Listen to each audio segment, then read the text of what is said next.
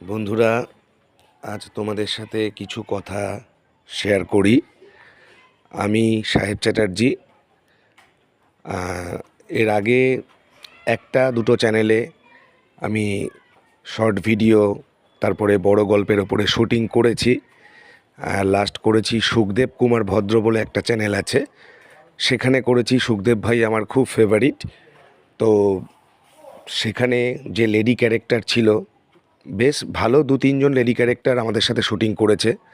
তার মধ্যে সবথেকে বেশি ঘনিষ্ঠ ছিল দিশা, যে বর্তমানে এখন ম্যারেড।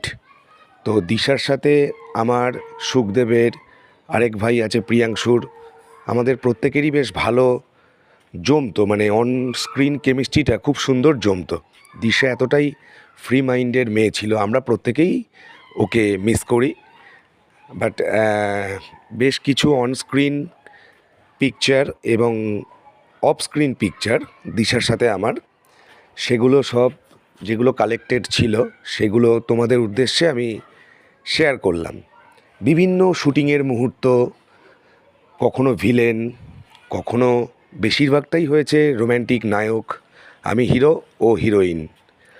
ঠিক আছে, তো সেই হিসাবে সব ছবিগুলো একত্রিত করলাম যাতে তোমরা দেখতে পাও হিরো আর হিরোইনের on screen picture and off screen picture.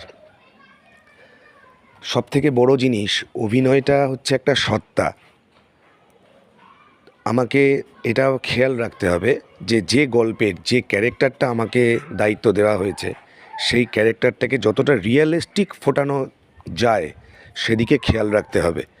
আর সেই দিকে দিশা এবং আমি ছিলাম খুবই সচেতন। যখনই আমাদের এই ক্যারেক্টারগুলো দিত, আমরা দুজনে আগে আলাদা করে প্র্যাকটিস করে নিতাম।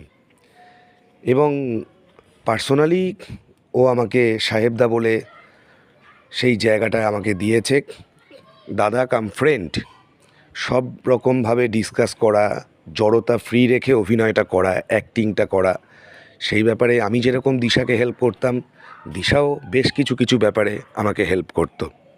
তো এই যে একটা বন্ডিং, এই বন্ডিংটাই কিন্তু কেমিস্ট্রি হয়ে ফুটে ওঠে ক্যামেরাতে, যার আউটপ্রিন্টটা দর্শকরা দেখতে পায়। তো যাই হোক, আপনারা বা তোমরা প্রত্যেকে দেখবে, কেমন লাগলো মুহূর্তগুলো কমেন্টে জানিও।